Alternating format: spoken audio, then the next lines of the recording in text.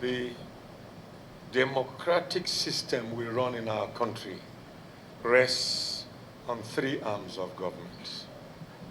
Of these three arms, the other two function in accordance with laws made by this arm. This arm characterizes democracy because in a military government, you would have both the judiciary and the executive. But it is only in a democratic government that you have a parliament.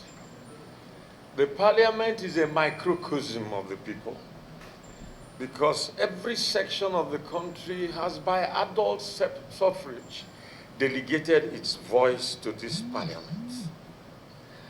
So we believe that by visiting you today, we are coming to speak to the conscience of our country.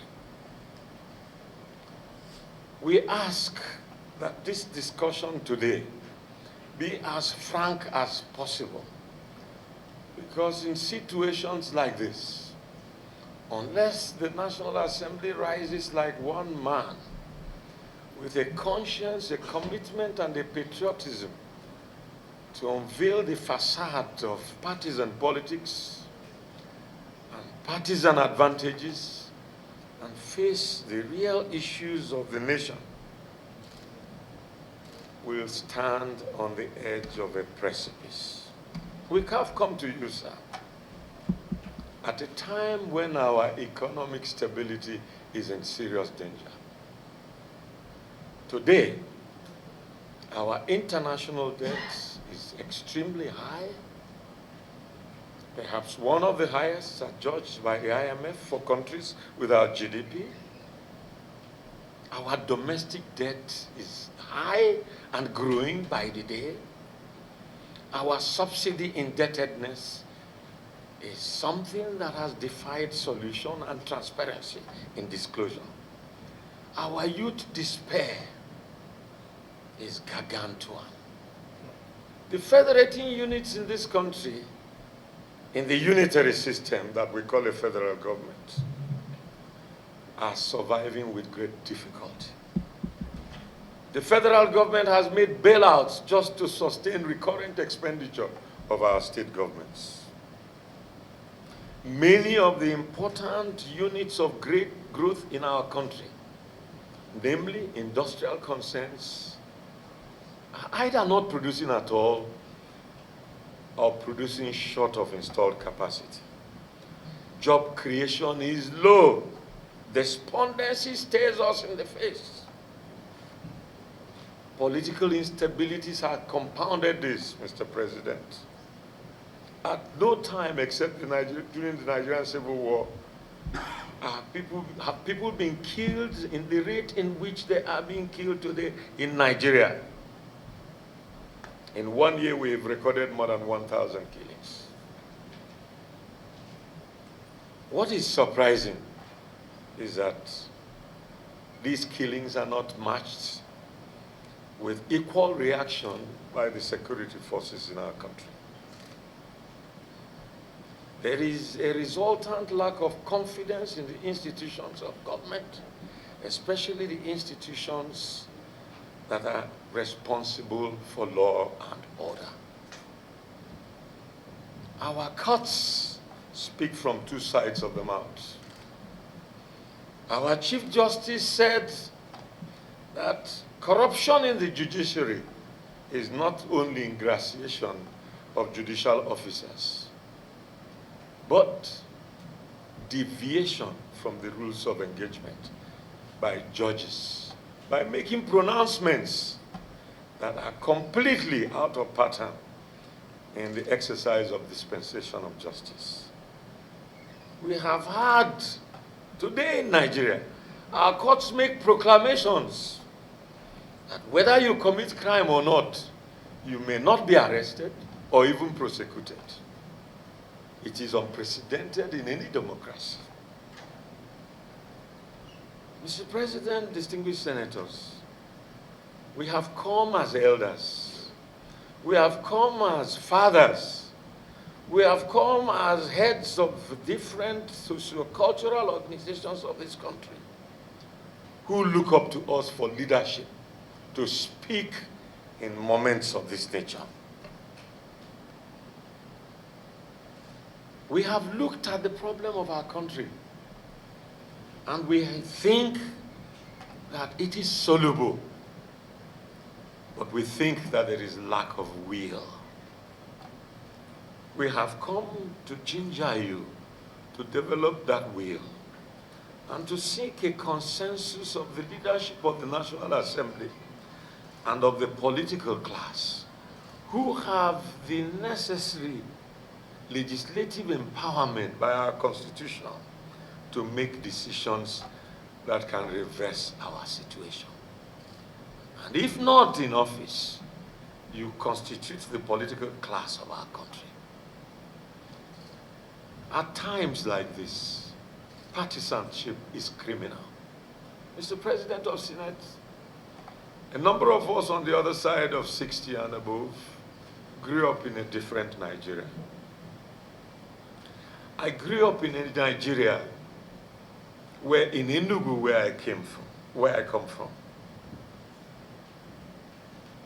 the mayor of Enugu in my childhood was a man called Nwodo Altini from Katsina State. He was elected mayor of Enugu by adult suffrage, campaigning on the platform of the NCNC. He defeated an Igbo man to become mayor of Enugu.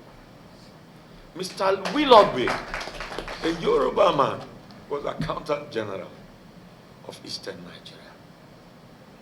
Mr. President of Senate, going beyond my childhood, I went to the university for my first degree, University of Ibadan. In the University of Ibadan, I dared to stand for election as President of Students' Union in a Yoruba-dominated university. More than 65% of the student folk were Yoruba. My opponent was Yoruba, Banji Adeboro. But I won resoundingly, not because I was Igbo, but because they were Yorubas who were not prepared to be swayed by ethnic considerations, but who were only interested in what the candidates had to offer. In other words, what were the issues? Mr. President, I served in government.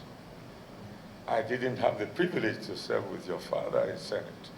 But I had the privilege of being confirmed minister in a Senate in which your father was leader, and in which he was a member of the Senate subcommittee for screening. In those days, the ministerial nominees were screened in a subcommittee of Senate. They went into rigorous exercise of your past, your capability, your points of view on policy, where you have contradicted yourself on policy and where your behavior does not stand up to ministerial stature. I was grilled by your father and yet recommended by your father. I say all this because I see here some of my friends and colleagues, some who even campaigned for me when I dared to run for president. I see people who have the capacity to say, this will not happen in our time. I see people who will say, this does not admit of anything other than patriotism. So we believe that many of the problems we have in our country emanate from the constitution of our country. We know that the National Assembly has had debate on devolution of powers. And we know, Mr. President, that you did promise the nation that you will have a revisit to this issue. We have come to ask you to bring up the revisit. We consider it urgent and inevitable because we believe that all the problems we have today in Nigeria emanate from the fact that our constitution is not ripe for a country constituted by people of diverse culture, diverse religion, diverse political persuasions as our country. Many other countries with our characteristics have emerged great and greater. Some have taken the seedlings of their greatness from their country. But we have been kept down by the kind of constitution we run. We have watched the helplessness of the National Assembly, where members of the executive even refuse your invitation to come and make explanations before them, contrary to the provisions of the Constitution. We have found the helplessness of the Senate when you can be invaded in spite of the security adornment in this place, controlled by the executive. And the seat of the Senate president is almost invaded, but for the personal security of the aides of its leadership.